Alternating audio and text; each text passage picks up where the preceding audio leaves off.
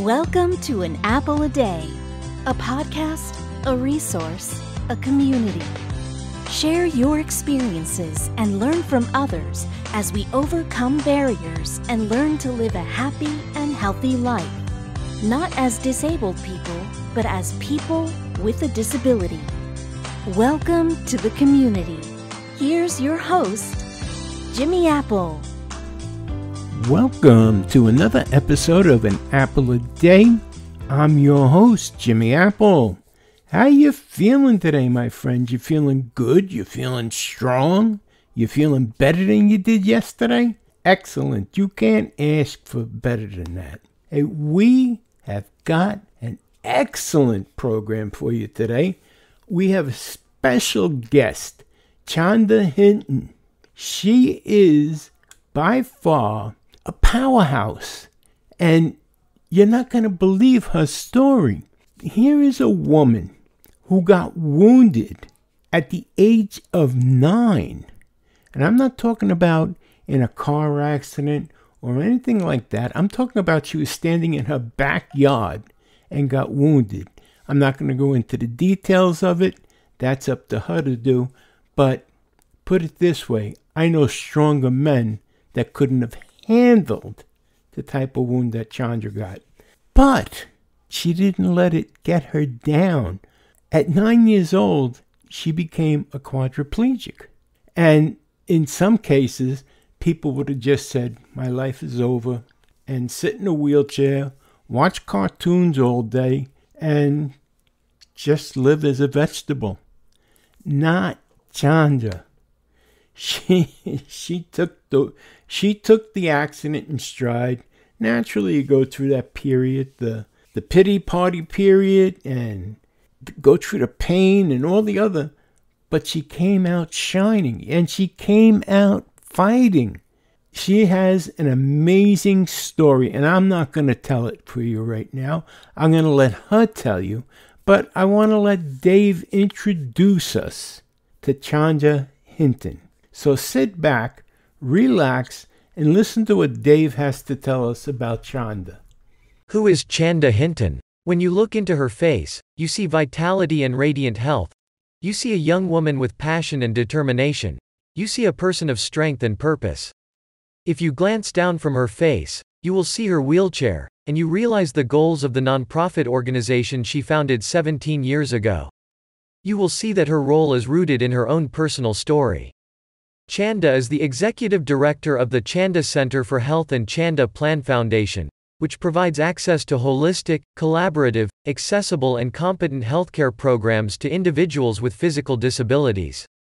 In 2009, she led the movement to pass Colorado House Bill 1047, which created the spinal cord injury waiver, offering acupuncture, massage, and chiropractic care through Medicaid to evaluate cost-effectiveness and improve quality of life for persons with spinal cord injuries in the Denver metro area.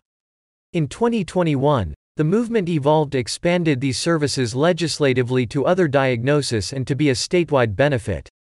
Chanda is from Nebraska and has a bachelor's degree in communications from the University of Denver and earned a master's in nonprofit management from Regis University. In her spare time, she enjoys cheesy 80s chick flicks, thoughtful conversations with people in community and spending time with loved ones. I'm eager to hear Jimmy's conversation with Chanda. So, I'm gonna pass this back over to Jimmy now. Thanks, Dave. Hey, listen, there's no need to fluff this up or anything like that because I know you're going to be impressed by this conversation that I've had with Chanda Hinton. So sit back, relax, and let me introduce you to Chanda Hinton.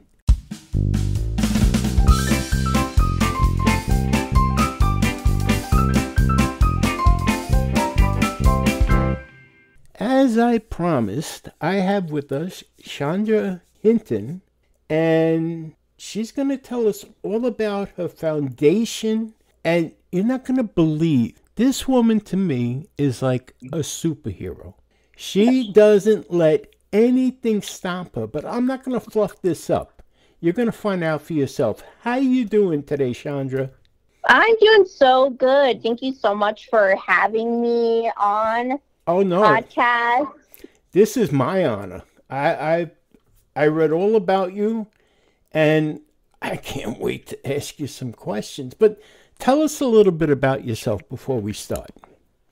Absolutely. I am a woman with a disability. I have a spinal cord injury. I live in Denver, Colorado, and as a result of my spinal cord injury, and just not to only reflect only on that component of it, but it is a huge reflection of the conversation that we are going to have today.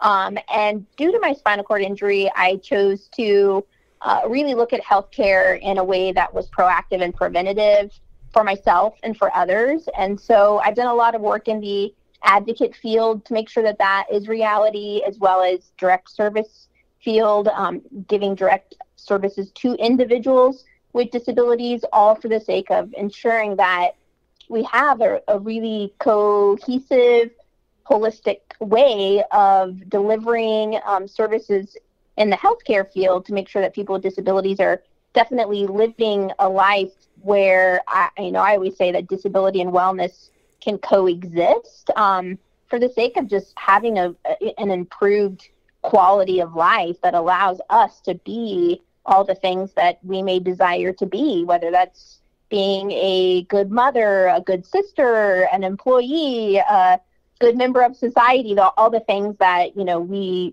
participate in life. And so, that's, you and I will get into some more details, but that's kind of the nutshell of like how I, represent and say who I am in this world, and a little bit of my initial background. Now, other than being a patient, do you have any kind of background in the medical field? I don't have any professional training in the healthcare field. So most of it has come from my personal experience as being an individual that has been immersed into the healthcare field, and in what I've experienced from the healthcare field. Granted, that relationship without professional, education or training, I feel like that is in itself a very, impressive level of education in itself, because you get to see all of the beauty and all of the lack of a better word, kind of horror that comes with healthcare. And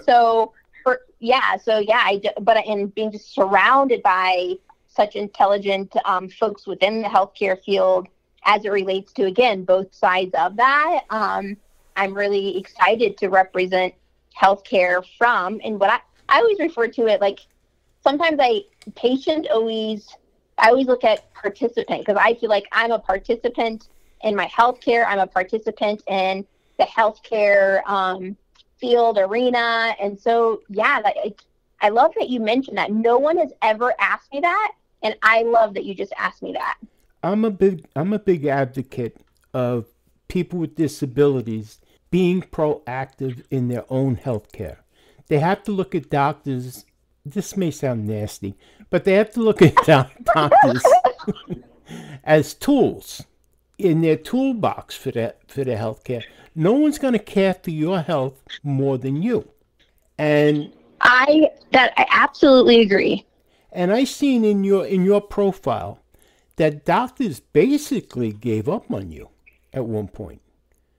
And I think that I have an interesting relationship with doctors. I think that there's there's well-intended, and this goes for healthcare, there's well-intended providers in healthcare that will do their best, right? And then, but you've got to think about their perspective comes from how they grew up with healthcare, their experience, their individual experience with healthcare, their relationship to disability. So it's kind of like you're looking at somebody who you want to be your healthcare advocate, but you have to remember that they're coming to the healthcare field from their own, potential bias perspectives. And so those are the parts where I agree with you, and I am right there next to you. And when you have to be the person that advocates for your own healthcare, knowing again, like they are the tool that you get to use,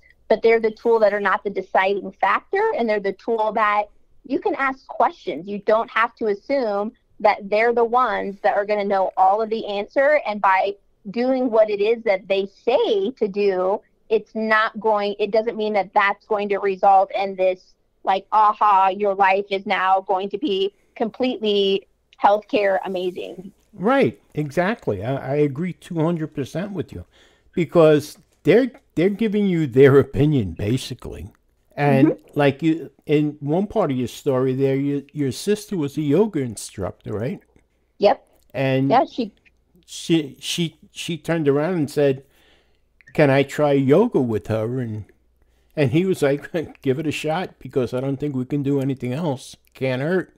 Yeah, and I think that sometimes not only those personal experiences, but like the doctors or the healthcare providers come from, there are some systemic limitations that prevent them from recommending things. So, for example, had my physician said, "Oh, Chanda, I think that you should go do yoga and acupuncture and massage," that's when I would have turned around and said, "Okay, so who are those people, and who's going to cover that cost," right? And so I think that's always been something where individuals or providers have a really difficult time, because I've even heard some of the physicians say like, "Oh my goodness, I practice integrative health, but I can't recommend it to many of my patients because their coverage for those services on a long-term basis are not physically affordable for them, or Medicaid, their insurance, does not cover it." And so I think that unfortunately puts even the healthcare field into a really, bad situation. Well, I don't understand that. They're legitimate doctors, chiropractors and what have you, and Medicare won't cover it. And oh well, yeah, go for it. Sorry, keep going. No. Am I wrong? Will Medicare cover it?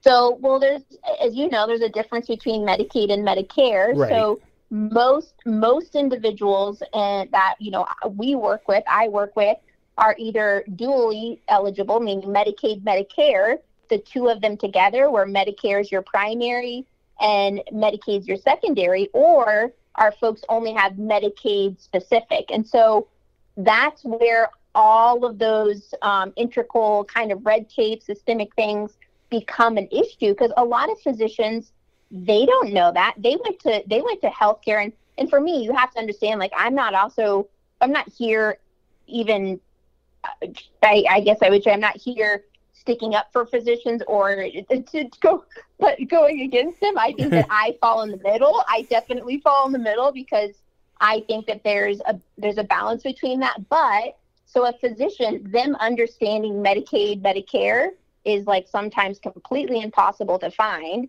How to help individuals navigate that, and then the individual, again, if it's being their self advocate, they ought to know that about their own self. Like, I know what my Medicaid covers. I'm on Medicaid. I've done a lot of advocate work for my Medicaid in the state of Colorado, but Medicare does pay for some chiropractic and acupuncture in the state of Colorado. Not all of them. Yeah, not all of them. Not Medicare. Medicare does, but not Medicaid until in 2009. Our organization presented a bill to Colorado Medicaid, convincing them to cover acupuncture, massage, and chiropractic for anybody that was Medicaid, Medicare, as well as straight Medicaid. Now, see, you jumped the gun on me, because I was going to sing your praises about that too. But I'm glad you brought it up. But that's great too. I mean, you don't sit back. You don't. How many hours are in your day? I only have 24. I don't know how many you have. Wait, 24. Wait, we have. Yeah. Well, okay, so 24. I like to pretend that I have more than 24. I know you do. I know you do. No, so I have an ebb and flow, right? I have an ebb and flow to there are times when I am working way too much. And then there are times where I'm like, hey, guess what? I know I'm going to be in this particular point where I'm going to be working too much again. And right now I'm going to take in the opportunity to really, sometimes I think about it as during the legislation session, during the tax season, it's kind of like we all have to have this ebb and flow of like where we know our energy's going. And sometimes I'm just going to work more times right now and then relax. And so I gave that, my answer to that was a very literal answer. And I love that you were being you were being silly with it, but I came back with an actual response. Well, I got it figured out that you have like 31 hours in a day. If that's possible. Yes. And yeah, I think you have 9 days a week. I'm not sure. Yes. You are one of the busiest people I have ever met. Even trying to get the interview down, Kate gave me 2 days. That's hilarious. So I said, okay, we'll take this day. And then she writes me back, sorry, Chandra's not available those days anymore. I was like, oh, I'm so sorry. Okay. How about, and then she says, we'll do on the 25th. I said, okay, 12 o'clock. And I sent it right back to her, and she answered me right back. But the first time was funny. She says, you have 2 days. These are the 2 days you have. And I said, okay. Well, and then she just said, I appreciate, they're not available. Yeah, I appreciate you being patient. And at the same time, it's so funny because I didn't even know that story. But that's the other beauty about some of the work that I do is that I have been able to have such amazing staff and other folks that I get to work with that I would have never met otherwise. I think that's the beauty around this really beautiful mission and really aligning with a lot of folks that are really helping execute this in our community and other communities. And, me being here on the podcast with you and, the listeners being able to hear of some of the things that we've accomplished and maybe igniting their ability to get excited about implementation in their own state, because we know that every state of Medicaid is very different. It's go state by state, whereas Medicare is federally. And so, it's always so exciting to share this information because, and again, it's not just me. It's like I have an entire group of people that help me make all of this possible, which I'm just so grateful for. Now, are you planning to expand into other states? There's been questions about that. Our board of directors, we've done strategic conversations around that. I have been under my own personal kind of desire to let other states and advocate groups really do that in their own states. And I've really been a little bit more vocal about that more recently than before because, there are such strong, amazing advocate organizations that represent individuals with disabilities. And this is a very easy process. I've told people that if I can go in and change Medicaid, literally anyone can, because when I did it, I knew nothing about the legislative process. I knew nothing about Medicaid. I believed in a service that needed to be available. I surrounded myself with the right expertise, the right motivators, the right people.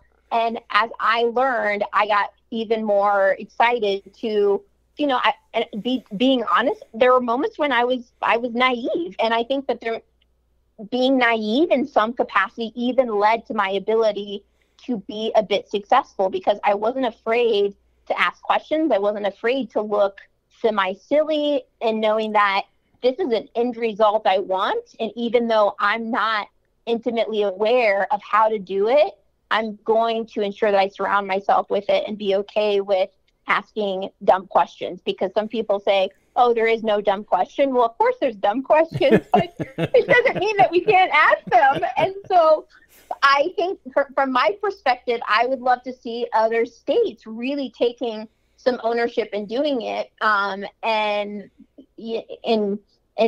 doesn't mean that we couldn't be of solicitation and support, or I guess I would say technical assistance rather, to support them. I think when I was younger, did we want to center in every single state? Absolutely. The more I've thought about it, the more I've understand different states and their programs and their Medicaid program and their department. It's kind of like, wait a second, like, I think that I'm in a place to show an example and give that example an opportunity to be of change, with other individuals being the agent of the change. Well, maybe you could franchise it out. Yeah.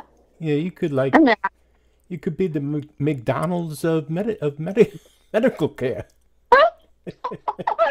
That'd be awesome. I'm gonna definitely put an arch outside. There you go. Yeah. There's an arch. Make it look like a walker. Oh yeah, I love that example. It's so good. Yeah, I mean, I've thought about. I think the hard part is franchising a nonprofit and franchising a concept where Medicaid is the, the prime. I would call the sustaining. I think that what we do is so critical, and yet it's not sexy enough for people to want to replicate, because what we're doing is we're oftentimes taking the healthcare industry, insurance company, all these others that really make a lot off of unfortunate disability and sickness, and we're saying, wait a second, we're doing proactive care. So I sometimes think that while that proactive and preventative and integrative healthcare is becoming more and more accepted, there is still a significant barrier that often is unsaid about the healthcare industry not really wanting that to be the predominant level of education, because it does take away dollars. You would think, though, that the insurance companies would want the preventative health care, because it would save them dollars. Yeah, for me, there is an interesting, because we all know that, insurance companies, like, who are they really representing, right? Who are they? Mm-hmm. Are they representing Medicaid or people with disabilities on Medicaid, or are they representing more of individuals that are more affluent? And so sometimes when I look at all of these particular things, without getting too political, I have to look at, we are serving an underserved population where we still are having to convince the general Medicaid or the general healthcare community to understand and serve. Like, we're not what makes them money. We're what actually costs them more. And so it's very hard to sell that. And who is insurance companies, particular health entities, who are they truly representing? And so those are some things that we have to consider and be aware of. You would think that something like this, it bothers me so much that the bottom line is the dollar. Forget the patient. The bottom line is the dollar. Now, let me ask you something. How many patients do you see in your facility? Yeah, so I think as of recently, we continue to increase. COVID did have a little bit of an effect on some of the people, obviously. Like you and everybody else. Right, yes. And we, on average, are around 250 to 300 per year. Now, what I really like to ensure that people understand when I share that is, of that 250, 300, those individuals are not coming to us one time. The thing about our healthcare, the Chanda Center for Health, is that we are a continued care facility, which means that post-disability, whether it be you're diagnosed with MS, CP, whatever that might be, whether you had a injury, post-rehab or post-initial kind of hospitalization around that, we are the continuum of care. We are who you come to in order to ensure that you are getting your benefits received, that if you weren't enrolled in benefits, we have our care coordination help you do that. and then you get our services basically for the remainder of your life. And so I think what's really important when I talk about that and I share it is that I want people to know that of that 250 and 300, these individuals are coming into the center, if not once, but twice a week for basically the longevity of their life, because disability doesn't go away. And especially if it's, for example, mine's a spinal cord injury. It severed my spinal cord between C5, C6. I'm a quad, and, I'm paralyzed from the chest down for the rest of my life. And so for me to have massage and acupuncture and physical therapy and chiropractic for proactive and preventative care to sustain my wellness and be healthy living with my disability for the rest of my life, that's what it requires. And I think that that's something that a lot of people don't really remember or think about as it relates to who we are and what we do. And so that's why the Medicaid waiver that we created in 2009 was so significant, because as a nonprofit, we couldn't have been able to sustain doing all of that only on our donor dollars. We had to supplement to ensure that our Colorado Medicaid was understanding that there was need for systemic change, for sustainability, for the individual, and for us as an organization to serve those individuals. Excellent. Now, I have to ask you, you just brought up something that I was going to bring up also. You have donor dollars. People donate to your center. Does Medicaid pay enough to sustain the center? So no, they do not. They don't. Per member, per service. They. I wouldn't think so. Don't. Yeah, definitely don't. Because I think the level at which we believe that our individual, does it help? Absolutely. Like Sure. we wouldn't be able to do what we do without that. Especially for a population that deserves, proactive and preventative care.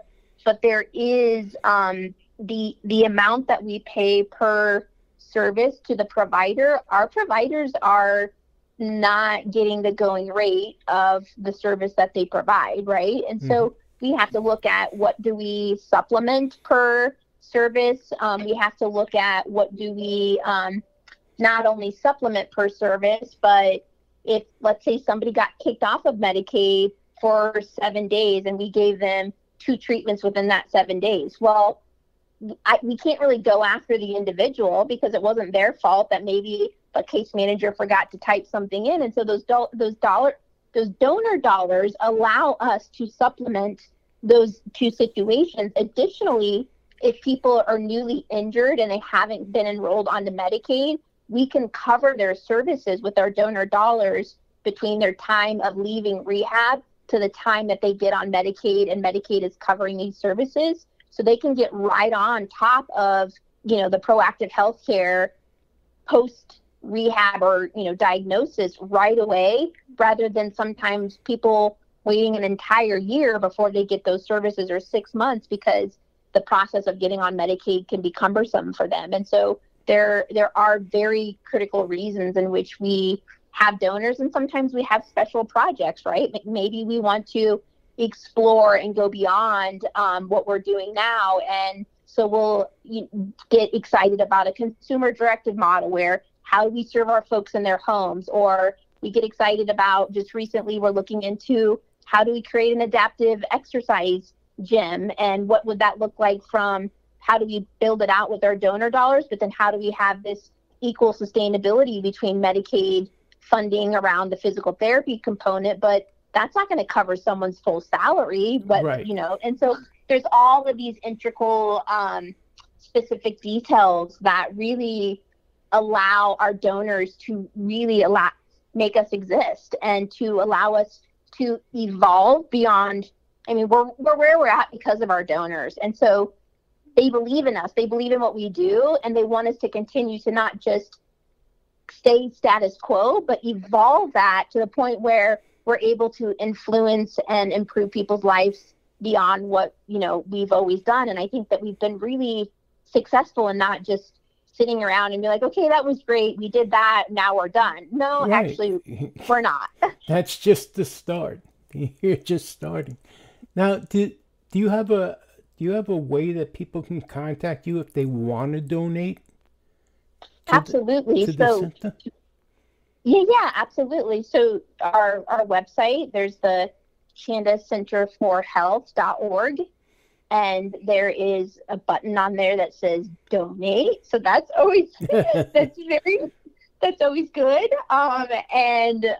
So from the website, you can learn about our mission and our impact and give. And I always tell folks that we want you to give with the understanding of what it is that we're doing. We want you to give with the understanding that whatever amount you give us is perfect, because we've heard so many people be like, oh my goodness, I made a donation. I'm sorry it couldn't be bigger. And I'm like, yeah, you don't get to say sorry for donating. That just doesn't like, thank you for donating. And every amount collectively put together makes what we do possible, and it will absolutely impact an individual life. And we have stories on our website that allow them to see actual individuals that we impact through our testimonials. So I encourage people to go there, because that's where they get to not only donate, but they get to get the information that makes them feel good about giving. Well, don't worry if you didn't get that address. That address and the contact information is all going to be in the show notes for this episode. And I have another question. I think I seen that it's the 501c, the organization. Yep. So, yeah, we're a 501c3. Yep. So is the donations tax deductible? Yes, all donations are tax deductible. And that's one of the great things about being a nonprofit. See that? So you can donate and write it off. You're not losing anything here. So win. Exactly. So you got to donate to because here most people that are listening to this podcast have a disability, or someone that has a disability. And this center here is helping people out. How many places do you know that would say, all right, you don't have insurance, well, we'll take care of it. Don't worry about it. Mm-hmm. So you have to really get involved with this. And Chanda she's a nice person. She's a nice person. I am so nice. She is. Listen to her. So Chanda goes out of her way to help people. You have to help her help other people. Right? Yes. Help me, help other you, people. help others. We all help each other. There you go. So if you like Penny from The Big Bang Theory, you're going to love Chanda. So, she's from Nebraska, just like Penny. And she was going to go to California, but she stopped in Denver and liked it there better. Yes. Grassroots as they come. Exactly. And that's one of the things I think some people might cringe, bored of people as you grow, being like, oh, goodness, like, we don't always have to be grassroots. And it's kind of like, yeah, I struggle with, like, what happens when organizations get too big? What happens when they lose the passion and drive within what created them? And, I think that that's something I always want to ensure that our donors and new donors and folks and listeners can really hopefully get from us, is that we really, really, truly care, and that we are taking an approach that is absolutely for the individuals that we serve. And again, making sure that disability and wellness have the opportunity to exist in the world, especially within the world of healthcare, in whatever capacity we can. And I'm looking at a picture of the Chanda Center right here. And this isn't some rinky-dink operation being handled out of somebody's basement. As a matter of fact, if I have your permission, I'd like to take this picture and put it on the episode also. Absolutely. There's also, I have a headshot that Kate sent me. I'll have a picture of Chanda and her center. This, like I said, this isn't a rinky-dink operation. This is Nobody's working out of a garage anywhere.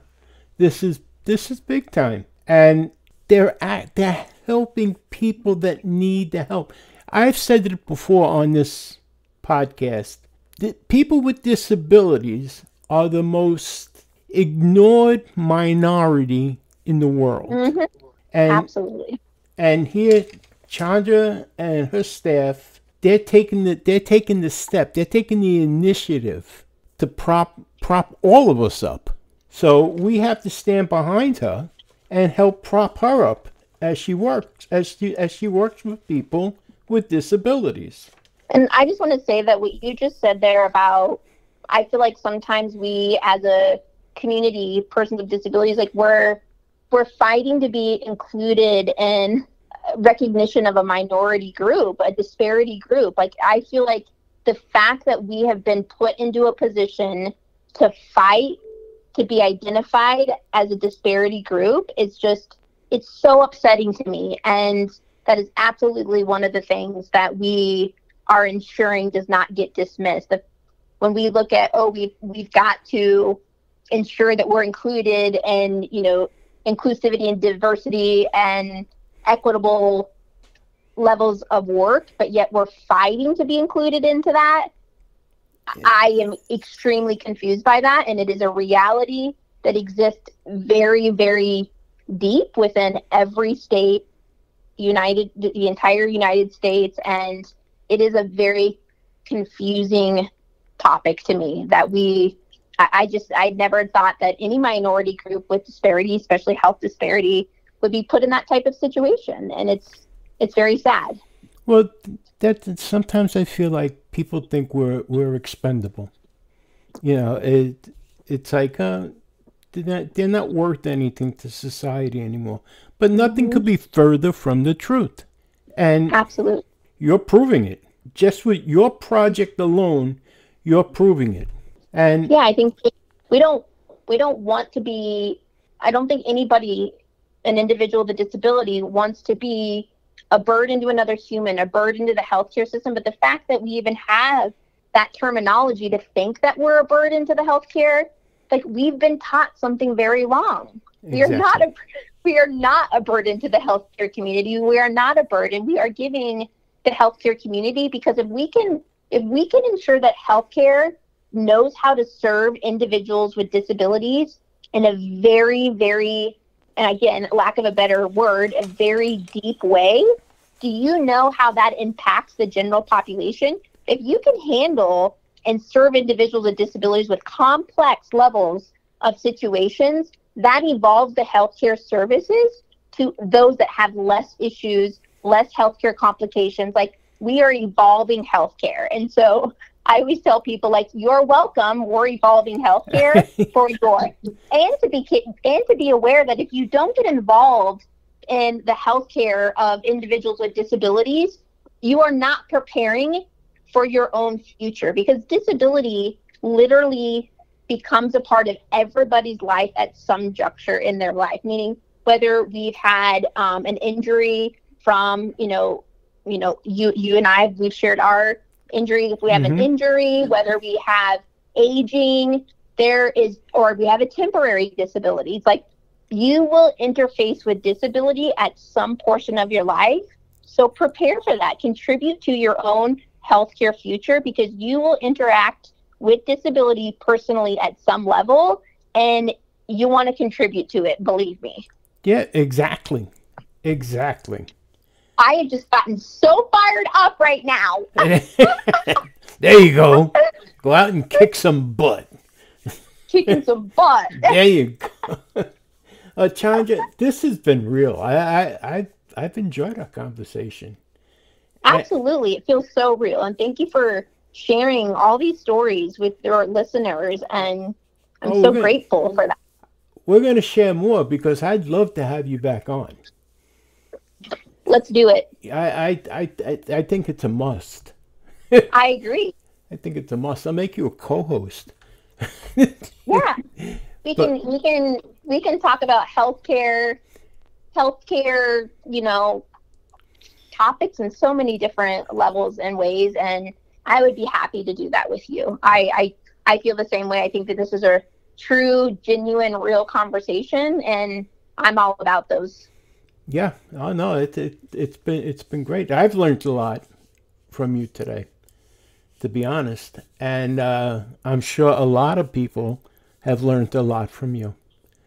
But I want to remind everybody, check out her site. You'll be impressed. You will definitely be impressed by the work that she's doing. Her sister, you'll be impressed by the story. I know that impressed me. The doctors were giving up on her. They were like, here you are. Go home, have a nice life, watch TV. And her sister was like, what about if we tried yoga? Or something. And the doctor said, do whatever you want at this point. And now look at her. Now look at her. She has a health center. She's helping other people. You got to check out her website. That's all I'm going to tell you. And if you can, donate. Doesn't matter how much you donate. Donate. If you can afford a couple of bucks, throw it away. Because you're not throwing it away. You're helping somebody else. Again, all the information is going to be in the show notes for this episode. And check it out. That's the best I can tell you. And you'll be impressed. She's impressed me. So, Chanda, thank you very much for being here today. Thank you very much for taking the time out to talk to us about this. I'm so impressed. Absolutely. Thank you so much. And I wish everyone good wellness and having a beautiful day. All right. Take care now. You too.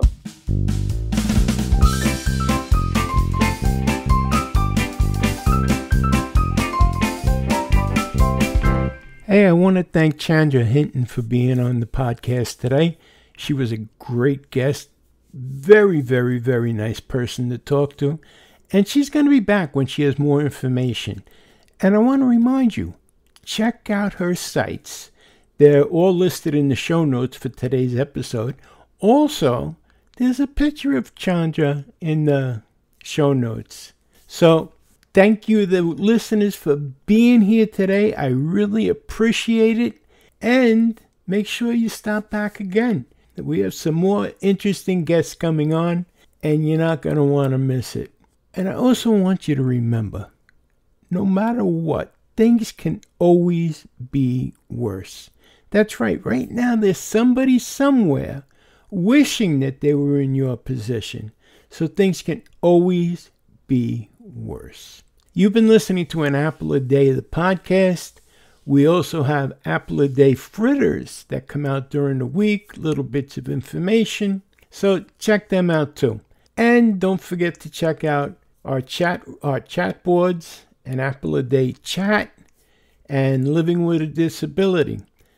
Those addresses will be in the show notes as well. So thanks again for being here today, and you have a great one, my friends. Thanks for listening to An Apple a Day with Jimmy Apple, your gateway to a happy, healthy life. Join our community at www.famousapple.com. See you next time.